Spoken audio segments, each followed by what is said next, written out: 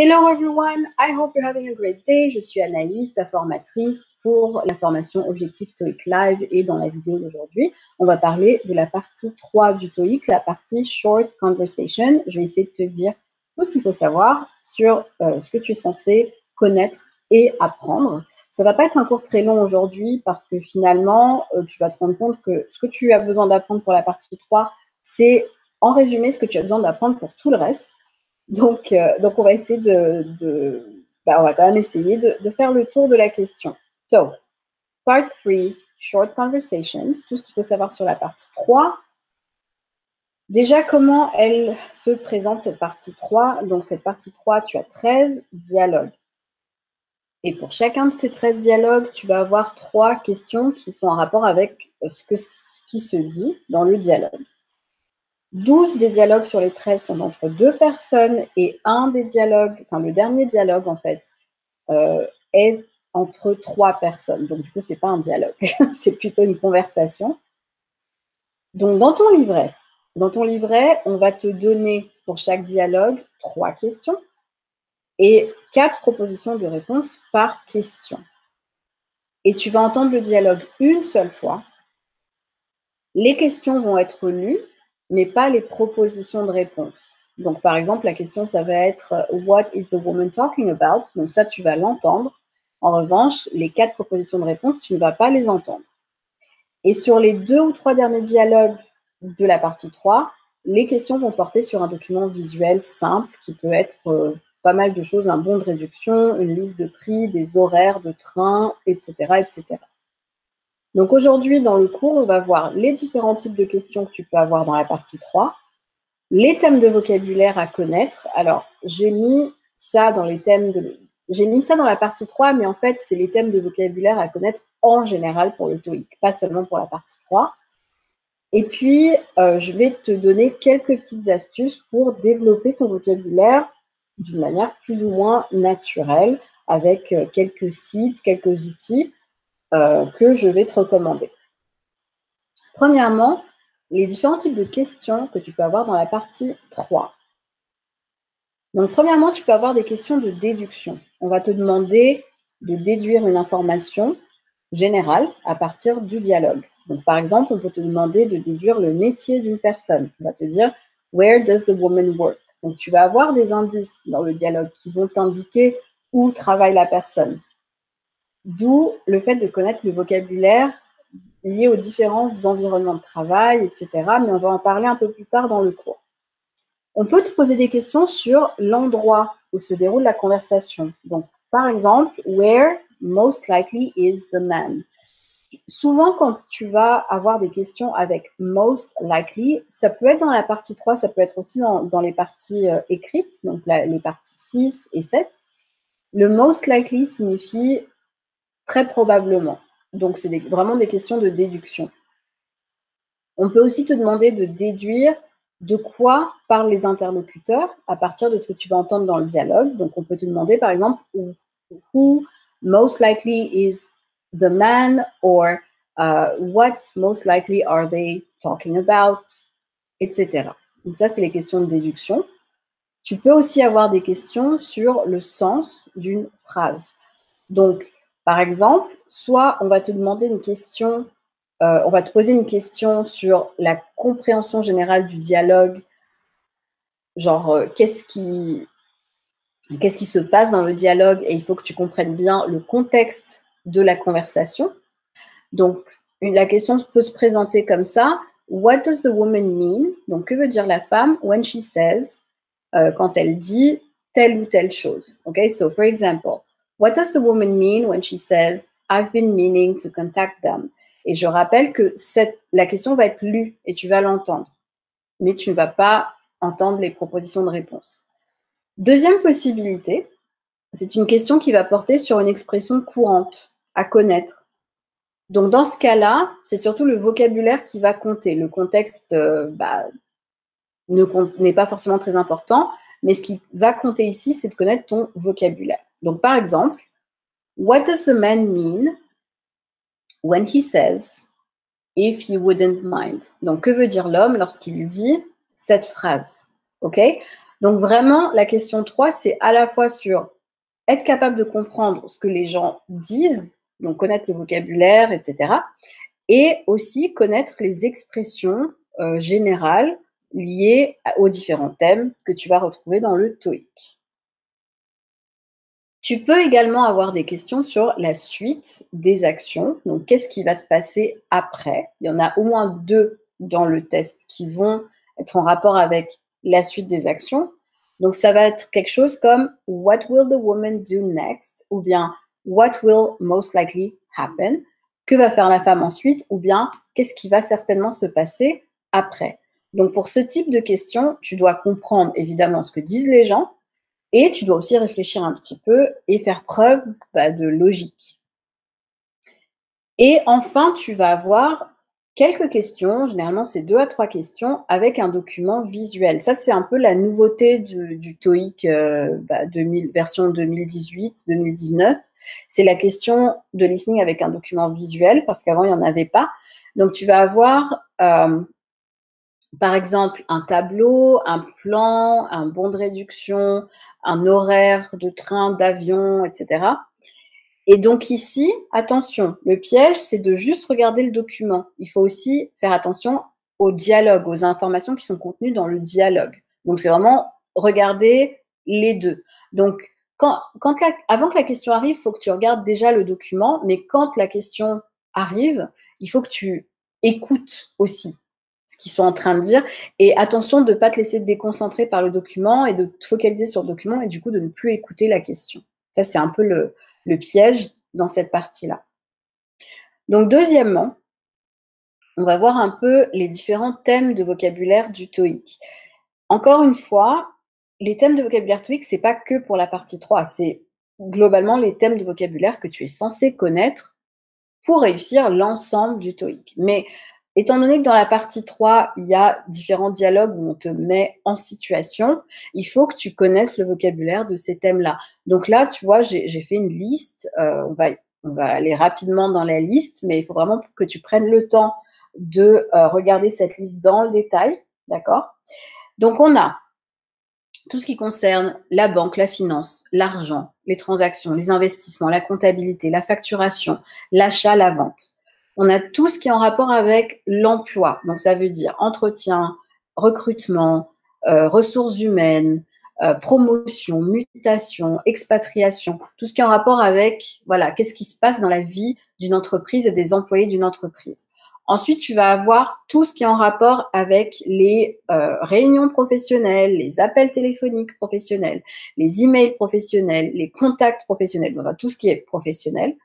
Ensuite, tu vas avoir tout ce qui est en rapport avec le marketing, donc faire des présentations, les brochures, les flyers, les infographies, par exemple connaître des termes comme, je sais pas moi, fonts, les typographies, etc. Tu vas avoir aussi tout ce qui est en rapport avec le divertissement, donc aller au cinéma, aller au spectacle, voir des shows et tout ce qui tourne autour de ça. Tu vas avoir aussi la santé, donc tout ce qui concerne la santé, aller voir le médecin, le dentiste, aller à l'hôpital, une consultation, une ordonnance, ce genre de choses. Tout ce qui concerne aussi l'immobilier, le logement, donc bâtiments, meubles, acheter ou vendre des bâtiments ou des immeubles, entretenir des logements. Ensuite, tout ce qui est en rapport avec l'industrie, donc production, projet, suivi de projet, innovation, ce genre de choses. Tout ce qui concerne la restauration, les repas, l'alimentation, les boissons, la nourriture en général. Ensuite, tout ce qui concerne les voyages, donc voyages d'affaires, transport, prendre l'avion, prendre le train, les annonces, prendre la voiture, prendre un taxi, l'aéroport, les horaires réservés, hôtel, restaurant, enfin toutes ces choses-là. Et aussi tout ce qui concerne le bureau, qu'est-ce qu'il y a dans un bureau, qu'est-ce qui se passe dans un bureau, les collègues de travail, tout ce qui peut se passer dans un bureau, dans la vie d'un bureau, entre les gens et aussi voilà, les différents objets que tu peux trouver dans un bureau. Donc, comme tu peux le voir, le vocabulaire du TOEIC, c'est du vocabulaire professionnel, mais c'est aussi très large. il faut déjà avoir une bonne maîtrise de l'anglais général et ensuite étudier ce vocabulaire professionnel. Donc, c'est du vocabulaire professionnel, mais qui reste quand même assez général, c'est-à-dire qu'on va pas te demander des termes médicaux, on va pas te demander, je sais pas moi, des termes scientifiques, mais c'est quand même du vocabulaire de la vie au travail. Globalement, c'est ça l'idée. Donc maintenant, comment est-ce que tu peux faire pour enrichir ce vocabulaire? Donc, bien entendu, il y a la solution de l'apprendre. Donc, dans la formation, tu vas trouver des fiches de vocabulaire. Ça, c'est une option. Mais l'option la plus naturelle et la plus efficace, c'est vraiment de se mettre en contexte. C'est-à-dire, premièrement, d'écouter. Donc, de s'entraîner à écouter des séquences courtes. Là, je parle en particulier pour la partie listening, donc la partie compréhension orale. C'est important de s'entraîner à écouter. Si tu n'écoutes jamais des gens parler anglais, tu ne peux pas comprendre des gens qui parlent anglais. Et c'est pas juste écouter du vocabulaire TOEIC, c'est pas juste faire des entraînements de listening TOEIC, c'est vraiment écouter des gens parler au naturel dans leur contexte. Donc pour ça, il y a des sites qui peuvent t'aider. Si tu es un peu débutant, si tu as un petit peu de mal avec l'écoute, je te conseille ce site qui s'appelle listenaminute.com. Donc, si tu cliques sur le document, sur le lien, tu peux accéder directement à la page. Donc, c'est un monsieur voilà, qui a décidé de faire ce site où il va te lire une séquence en anglais pendant 1 minute sur des thèmes divers et variés. Et ensuite, il va te proposer des séries d'exercices en rapport avec ce thème pour t'aider à voir si tu as bien compris. Donc, c'est un très bon entraînement. Et si vraiment tu as des difficultés en listening, je te conseille de commencer par ce site. Ensuite, deuxième étape, où en parallèle, tu peux aller sur TED.com et il y a énormément de conférences sur TED. Il y a aussi des podcasts TED.com. Donc, si tu veux vraiment juste t'entraîner à écouter, tu peux aller vers les podcasts. Si tu veux pouvoir écouter et en même temps noter du vocabulaire, être sûr de comprendre les mots de noter les mots que tu n'as pas compris, tu peux aller sur le site. Donc, dans tous les cas, tu vas avoir accès à des conférences par différentes personnes de différents milieux, etc., avec différents accents, différents débits de parole. Il y en a qui vont parler vite, d'autres lentement. Il y a aussi des thèmes extrêmement variés. Donc, ça peut être l'économie, la technologie, ça peut être l'art, ça peut être tout ce que tu veux. Et ce qui est intéressant sur TED.com, c'est que tu as à la fois les sous-titres et tu peux aussi avoir la transcription. Donc, ça te fait un exercice à la fois de lecture et d'écoute. Et c'est toujours bien de pouvoir conjuguer les deux. Le troisième site que je te conseille, si tu veux vraiment t'entraîner à écouter et en même temps enrichir ton vocabulaire, c'est BBC News Learning English. Donc, tu peux cliquer directement sur le lien du PDF. Alors, c'est une mini-série audio dans laquelle tu as des personnes qui se retrouvent confrontées à des situations professionnelles et qui vont du coup devoir apprendre un certain nombre de vocabulaires liés à ces situations. Et c'est vraiment intéressant parce que chaque épisode concerne une situation en particulier. Donc, ça va être par exemple passer un entretien ou passer une commande par téléphone ou rédiger un email, etc. Et c'est assez ludique, c'est bien fait. Et tu as la transcription et les sous-titres également. Donc, c'est vraiment très bien fait. C'est de l'anglais plutôt britannique. Donc, au TOEIC, on entend un anglais plutôt américain, mais néanmoins, c'est quand même très bien pour exercer ton oreille. Donc, je te conseille vivement d'y aller. Après, il y a énormément de sites sur lesquels tu peux aller pour t'entraîner sur Internet. Il y en a vraiment énormément. Hein. Il n'y a pas que ces trois-là, mais ce sont déjà trois avec lesquels tu peux commencer et sur lesquels tu peux te concentrer dans un premier temps pour entraîner ton oreille. Ensuite, si tu veux enrichir ton vocabulaire, il faut également lire. Donc moi, ce que je te conseille, c'est le site medium.com. C'est un site sur lequel tu vas trouver des articles vraiment sur tous les thèmes possibles, imaginables, avec à chaque fois la durée de lecture envisagée ou potentielle est indiquée. Donc tu vas voir si c'est censé te prendre 4 minutes, 5 minutes, 10 minutes, etc. Et tu peux justement choisir tes articles en fonction de ce temps de lecture préconisé. Et puis ensuite, tu as des sites comme france24.com, tu peux aller sur BBC News aussi.com, des sites comme News in Levels. Alors, j'aurais peut-être pas dû le mettre dans le lire parce que c'est plutôt pour écouter. Mais bon, autant pour moi. Donc tous ces sites-là, ils vont te permettre vraiment aussi pareil, d'écouter du contenu en anglais, de regarder du contenu en anglais. Et enfin, je termine avec ça, mais je le dis à chaque fois, mais c'est vraiment important. Regarder des contenus sous-titrés, mais vraiment peu importe le contenu. C'est-à-dire, si tu aimes les séries, si tu aimes les films, si tu aimes regarder des vidéos sur YouTube sur des thèmes qui t'intéressent, il faut y aller. Plus tu regardes, plus tu apprends.